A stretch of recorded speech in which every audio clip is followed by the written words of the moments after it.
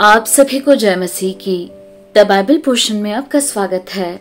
हमारा आज का वचन है दूसरा इतिहास की पुस्तक 32वां अध्याय वचन 24 से 33।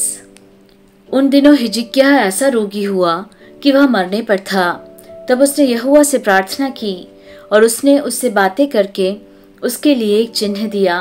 परंतु हिजकिय्याह ने उस उपकार का बदला न दिया, क्योंकि उसका मन फूल उठा था।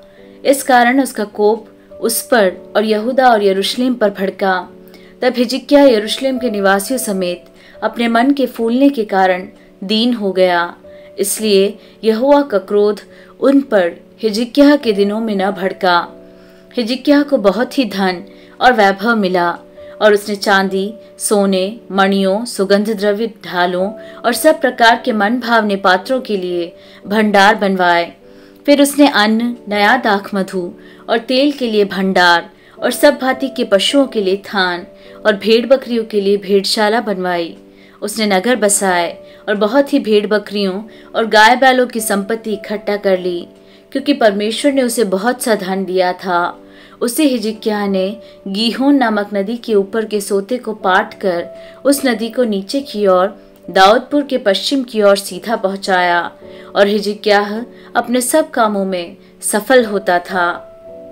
तो भी जब बेबीलोन के हाकिमों ने उसके पास उसके देश में किए हुए अद्भुत कामों के विषय पूछने को दूत भेजे, तब परमेश्वर ने उसको इसलिए छोड़ दिया कि उसको परख कर उसके मन का सारा भेद जान ले।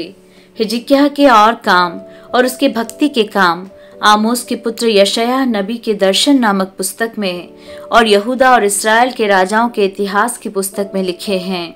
अंत में हिजकिय्याह अपने पुरखाओं के संग सो गया और उसको दाऊद की संतान के कब्रिस्तान की चढ़ाई पर मिट्टी दी गई, और सब यहूदियों और यरूशलेम के निवासियों ने उसकी मृत्यु पर उसका आदर मान किया।